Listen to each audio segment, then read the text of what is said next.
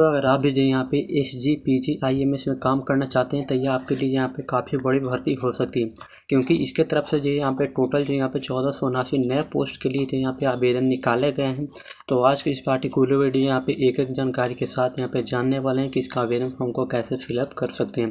तो वीडियो को अंत बने रहिए। वीडियो पसंद है तो वीडियो को लाइक एंड चैनल को सब्सक्राइब जरूर करिएगा, क्योंकि ऐसे ही लगातार अपडेट इस चैनल पर वीडियो आपको देखने के लिए मिलती रहती है। तो आपको कोई परेशानी ना हो, इसलिए वीडियो को डिस्क्रिप्शन डायरेक्ट आपको इस आर्टिकल का लिंक आपको मिल जाएगा। लिंक पे क्लिक करके डायरेक्ट आपको इस आर्टिकल पे आपको विजिट कर जाना है। इस आर्टिकल में A to Z जानकारी आपको देखने के लिए यहाँ पे मिल जाती है। तो सबसे पहले इस जॉब के अकॉर्डिंग जितने भी जानकारी है सबसे पहले आपको बता देता हूँ। उसके बाद कैसे आवेदन करना है मैं एक एक प्रोसेस के साथ यहाँ पे बताने वाला हूँ। तो जैसे यहाँ पे आते हैं तो सबसे पहले कुछ इस प्रकार जानकारी आपको देखने के लिए मिलेगा। उसके बाद कुछ कंटेंट यहाँ पे देखने के लिए मिलेगा जिसको पढ़ सकते हैं, जान सकते हैं अपने अकॉर्डिंग। उसके बाद फिर नीचे आएंगे तो सबसे पहले कुछ ही यहाँ पे जानकारी और देखने के लिए मिलेगा। उसके बाद यहाँ पे महत्वपूर्ण डेट आपको देखने के लिए मिलेगा, जो कि सबसे महत्वपूर्ण है आपको जानने के लिए। इसका आवेदन जो यहाँ पे 19 जून से स्टार्ट होगा, जो कि 18 जुलाई तक यहाँ पे चलने वाला है। लास्ट पेमेंट भी आप जो यहाँ पे 18 जुलाई तक आप जो यहाँ पे कर सकते हैं। उसके बाद यहाँ पे आवेदन शुल्क की अगर बात करें तो जितने भी समान कैटेगरी और OBC से जनरल और OBC से बिलोंग करता है, EWS से, उनको 1180 रुपये का पेमेंट करना होता है। SC ST वालों को जो यहाँ पे 708 रुपये यहाँ पे रखा गया है। उसके बाद फिर नीचे आएंगे तो एज यहाँ पे बताया गया है। अगर आपका एज जो यहाँ पे 1 जनवरी 2025 तक अगर आपका एज जो यहाँ पे 18 साल हो जाता है तो आप इस पोस्ट के लिए एलिजिबल हैं, आप अप्लाई यहाँ पे कर सकते हैं। बाकी जो यहाँ पे 18 से 40 के बीच में जितने भी उनका एज है आप आवेदन कर सकते हैं। इसके बाद फिर नीचे आएंगे तो यहाँ पे पदों का जानकारी मिलेगा, जिसमें इसका टोटल पद यहाँ पे 1479 पदों पर भर्ती निकाली गई है, जिसमें जो यहाँ पे नर्सिंग ऑफिसर के लिए यहाँ पे 1200 पोस्ट यहाँ पे निकाले गए हैं। साथ ही इसके लिए जो यहाँ पे किसी मान्यता जो यहाँ पे नर्सिंग काउंसलिंग जो यहाँ पे जो जितने भी इंस्टीट्यूट है उनसे जो यहाँ पे आपको इनका सर्टिफिकेट आपके पास होना चाहिए नर्सिंग का। उसके बाद जो भी यहाँ पे डिप्लोमा का जो सर्टिफिकेट 2 वर्ष वाला जो होता है वो होना चाहिए। साथ ही अनुभव प्रमाण पत्र, इस काम को करने के लिए जो भी एक्सपीरियंस सर्टिफिकेट जो होता है वो आपके पास यहाँ पे होना चाहिए। उसके बाद फिर नीचे आएंगे तो यहाँ पे जूनियर अकाउंट्स ऑफिसर का मिल जाता है, जिसमें टोटल 6 पोस्ट हो जाते हैं। इसी तरह अलग अलग जो यहाँ पे इसमें आपको देखने के लिए मिलेगा कि कितना एलिजिबिलिटी क्राइटेरिया क्या है, एजुकेशन कितना मांगा गया है। इसमें अगर बात करें तो इसमें BCom में आपको जो भी 55% अंक से पास आउट होना चाहिए, और जितने भी जो यहाँ पे 2 साल का अनुभव प्रमाण पत्र, साथ ही जो यहाँ पे कंप्यूटर का ज्ञान यहाँ पे होना चाहिए। उसके बाद फिर नीचे आएंगे टेक्निकल ऑफिसर का, इसके लिए 1 पद यहाँ पे निकाले गए हैं। उसके बाद न्यूक्लियर जो भी मेडिसिन होता है टेक्नोलॉजिस्ट का, उसके लिए 7 पोस्ट यहाँ पे निकाले गए। इसी तरह अलग अलग काफ़ी सारे पोस्ट आपको देखने के लिए यहाँ पे मिल जाएगा। तो जिस भी पोस्ट के लिए आप एलिजिबल हैं आप देख लीजिएगा अपने अकॉर्डिंग। उसके बाद यहाँ पे आवेदन कैसे करना है इसका पूरा प्रोसीजर बताया गया है।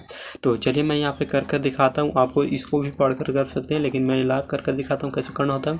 उसके लिए यहाँ पे एक बटन मिलेगा अप्लाई ऑनलाइन का, तो इस पर एक बार आपको यहाँ पे क्लिक करना होता है। जैसे आप यहाँ पे अप्लाई वाला बटन पे क्लिक करते हैं कुछ इस प्रकार जानकारी आपको देखने के लिए मिलता है। साथ ही यहीं पे एक बटन मिलेगा जो यहाँ पे जिसने रजिस्ट्रेशन कर रखा है, डायरेक्ट यहाँ पे लॉगिन यहाँ पे कर सकते हैं। लेकिन अगर जो यहाँ पे जो भी यूजर ID पासवर्ड डालकर यहाँ पे लॉगिन कर सकते हैं, लेकिन अगर आपने जो यहाँ पे इस वेबसाइट पर रजिस्ट्रेशन नहीं कर रखा है तो सबसे पहले फिर से बैक आएंगे। यहाँ पे एक बटन देखने के लिए मिलेगा क्लिक हेट न्यू रजिस्ट्रेशन का, तो आपको इस पर क्लिक करना होता है। क्लिक करने के बाद कुछ इस प्रकार लोडिंग पेज आपको देखने के लिए मिल जाता है। साथ ही यहीं से अपना जो भी रजिस्ट्रेशन है आप जो यहाँ पे कंप्लीट कर सकते हैं। उसके लिए सबसे पहले पोस्ट को आपको सिलेक्ट करना है, किस पोस्ट के लिए आवेदन करना चाहते हैं आप यहाँ पे। उसके कैंडिडेट का नाम यहाँ पे इंटर करना हो। उसका कैंडिडेट का कोई मिडिल नेम है तो यहाँ पे देंगे। उसके बाद यहाँ पे कैंडिडेट का लास्ट नेम है तो उसका दे सकते हैं। उसका फादर नेम देंगे, यहाँ पे मदर नेम यहाँ पे देंगे, डेट ऑफ बर्थ जो भी है सिलेक्ट करेंगे। उसके बाद जो भी जो यहाँ पे मोबाइल नंबर देंगे, फिर से डालेंगे यहाँ पे मोबाइल नंबर, एक ईमेल ID देंगे, फिर से कंफर्म करेंगे। उसके बाद कंफर्म करने के बाद नीचे आपको जो यहाँ पे एक बटन दिखेगा जो यहाँ पे जनरेट OTP पे, तो उस पर एक बार आपको क्लिक करना होता है। क्लिक करने के बाद कुछ कैप्चा आपको डालकर यहाँ पे फिर से सबमिट वाला बटन पे क्लिक करना होता है। उसके बाद आपके मोबाइल नंबर पे जो यहाँ पे OTP भेजा जाएगा, तो उस OTP को आपको जो यहाँ पे डालना होता है। उसके बाद यहाँ पे फिर से वैलिडेट OTP वाले बटन पे क्लिक करना होता है। उसके बाद आई एग्री वाले बटन पे क्लिक करना है। कैप्चा डालकर यहाँ पे रीवेरीफाई वाला बटन पे आपको क्लिक करना होता है। उसके बाद कुछ इस प्रकार आपका सभी डाटा यहाँ पे आ जाता है। उसके बाद यहाँ पे सभी को टिक करना होता है। टिक करने के बाद आपको जो यहाँ पे सबमिट वाले बटन पे क्लिक करना होता है। उसके बाद यहाँ पे आपका इसमें लॉगिन डायरेक्ट यहाँ पे हो जाते हैं। लॉगिन होने के बाद आपको यहाँ पे एक बटन यहाँ पे देखने के लिए मिलता है, यहाँ पे आपको एप्लीकेशन नंबर का, तो सबसे पहले उसको नोट डाउन कर लेना होता है। आपको नोट डाउन करने के बाद यहाँ पे गो टू एप्लीकेशन दिखेगा, तो इस पर क्लिक करना होता है। क्लिक करने के बाद 4 स्टेप में आपका जहाँ पे फॉर्म कंप्लीट होता है। तो सबसे पहले आपको पर्सनल डिटेल आपको वेरीफाई करना है, जेंडर बताना है, मैरिज स्टेटस बताना है, नेशनलिटी बताएंगे, उसके बाद जो भी डोमिसाइल स्टेट है वो बताएंगे, जो भी अप्लाई कैटेगरी वो बताएंगे, सोशल कैटेगरी वो बताएंगे, कैटेगरी सेलेक्ट करना होता है। उसके बाद यहाँ पे आपको जो भी एम्प्लॉय हैं अगर यूपी के अंदर तो यस करेंगे, उसके बाद जो भी डाटा मांग रहा है डाटा आपको फिलअप यहाँ पे कर देना होता है। अगर नहीं है तो आप डायरेक्टली सिंपली यहाँ पे नो वाले बटन पे क्लिक करना होता है, उसके बाद सेव एंड नेक्स्ट वाले बटन पे आपको एक बार क्लिक करना होता है। जैसे इस पर क्लिक करते हैं आप सेकंड स्टेप में चले जाते हैं, जिसमें कम्युनिकेशन का डिटेल आपको फिलअप करना होता है, जिसमें जो भी आपका एड्रेस होता है, परमानेंट एड्रेस है, उसको आपको फिलअप यहाँ पे कर देना होता है। उसके बाद यहाँ पे फिर से सेव एंड नेक्स्ट वाले बटन पे क्लिक करना होता है। उसका क्वालिफिकेशन का आप डाटा देंगे, जिसमें सबसे पहले 10th स्टैंडर्ड का आपको डाटा फिलअप करना होता है, जिसमें सबसे पहले आप बताएंगे कि 10th जो आपने किस बोर्ड से आपने पास आउट यहाँ पे कर रखा होता है। साथ ही यहाँ पे देखने के लिए मिलता है यहाँ पे नोटिफिकेशन को, तो नोटिफिकेशन पे क्लिक करें। यहाँ पे नोटिफिकेशन आपको देखने के लिए जो यहाँ पे मिल जाएगा, जिसको पढ़ सकते हैं, जान सकते हैं यहाँ पे।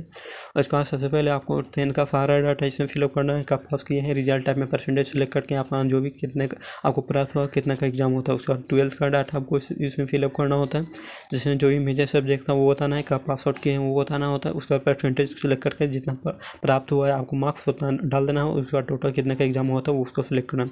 उसके बाद जो भी जो यहाँ पे एसेंशियल का क्वालिफिकेशन है तो उसको आपको बताना होता है, जिसमें डिप्लोमा है या ग्रेजुएशन है, जिसका भी डाटा है सबसे पहले उसको सिलेक्ट करना होता है। जैसे मैंने यहाँ पे डिप्लोमा को सिलेक्ट करके डिप्लोमा का डाटा मैं इसमें फिलअप कर देता हूँ, यहाँ पे बता देता हूँ यहाँ पे सभी डिटेल को। उसके बाद यहाँ पे फिर नीचे आएंगे तो फिर से जो यहाँ पे सभी डाटा को फिलअप करने के बाद यहाँ पे फिर से एक बटन दिखा, ग्रेजुएशन का भी आपको डाटा देखने के लिए यहाँ पे नीचे साथ में यहाँ पे मिल जाता था। ग्रेजुएशन को सिलेक्ट करके इसमें सबसे पहले यूनिवर्सिटी का नाम बताएंगे, किस यूनिवर्सिटी से पास किए, कौन सा कोर्स था वो सिलेक्ट करना होता है। उसके बाद यहाँ पे कब आपने जो यहाँ पे BSc नर्सिंग किया है या क्या कौन सा किया है वो बताना होता है। उसके बाद ईयर बताएंगे। उसके बाद परसेंटेज टाइप रिजल्ट टाइप में आपको परसेंटेज बताना है। उसके बाद यहाँ पे आपको जो भी था यहाँ पे सभी डाटा को आगे फिलअप करना होता है।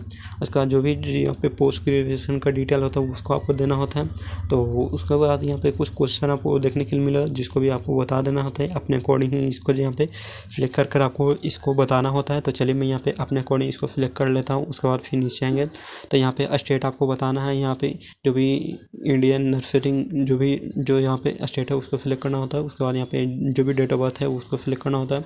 उसके बाद एसेंशियल डिटेल सभी आपको फिलअप करने के बाद कुछ इस प्रकार आपको अदर में डिटेल है तो दे सकते हैं, नहीं तो छोड़ सकते हैं। उसके बाद एक्सपीरियंस सर्टिफिकेट का डिटेल आपको जो यहाँ पे देना होता है। तो एक्सपीरियंस सर्टिफिकेट है तो उसका डाटा आपको इसमें ज़रूर आपको फिलअप करना है। उसके बाद कोई और भी अगर जो यहाँ पे डाटा है अदर में तो आप इसको भी जो यहाँ पे दे सकते हैं। यहाँ पे ऐड न्यू रो वाले बटन पे क्लिक करके आप और भी जो यहाँ पे डाटा दे सकते हैं। लेकिन इतना डाटा आपको देने के बाद जो यहाँ पे फिर से एक बटन आपको देखने के मिलेगा, जो यहाँ पे सेव एंड नेक्स्ट का इस पर क्लिक करना होता है। उसके बाद यहाँ पे आपको डॉक्यूमेंट अपलोड करने के लिए बोला जाता है, जिसमें फोटोग्राफ, सिग्नेचर, जो भी higher school certificate, intermediate, graduation, caste, medical certificate, जो यहाँ पे रजिस्ट्रेशन सर्टिफिकेट और फिर नीचे आएंगे एक्सपीरियंस सर्टिफिकेट, ये सभी को आपको अपलोड यहाँ पे करना होता है। तो चलिए एक एक करके सभी का डाटा आपको बता देता हूँ। सबसे पहले ये फोटो को आप सिलेक्ट करेंगे तो ये आपको JPG फॉर्मेट में होना चाहिए, 50 से 200 KB के बीच में होना चाहिए। अपलोड वाले ब्राउज वाले बटन पे क्लिक करके अपने कंप्यूटर के माध्यम से अपलोड इसको कर सकते हैं। उसका सिग्नेचर का भी जो यहाँ पे साइज सेम ही रखा गया है दोनों में यहाँ पे। तो जो भी डाटा है सभी को यहाँ पे सिलेक्ट यहाँ पे आपको कर लेना होता है। तो चलिए मैं यहाँ पे जो यहाँ पे सभी डाटा है यहाँ पे सभी को एक एक करके देख लेता हूँ कि कितना साइज में मांगा गया है, उसी साइज में बनाकर आपको जो यहाँ पे आपको इसमें अपलोड यहाँ पे करना होता है। तो चलिए मैं यहाँ पे सभी डाटा को अपलोड कर दिया हूँ। उसके बाद फिर नीचे आएंगे, पेमेंट आपको देखने के लिए मिला। पेमेंट मैंने ऑलरेडी बता रखा था कैटेगरी के अनुसार। उसके बाद यहाँ पे फिर से प्रीव्यू वाले बटन पे क्लिक करेंगे तो आपको जो यहाँ पे अगर पेमेंट करना है तो सबमिट वाला बटन पे क्लिक करें। कुछ इस प्रकार आपको देखने के लिए मिलेगा। तो अपना जो भी पेमेंट है UPI के माध्यम से कर सकते हैं, सिंपल प्रोसेस है।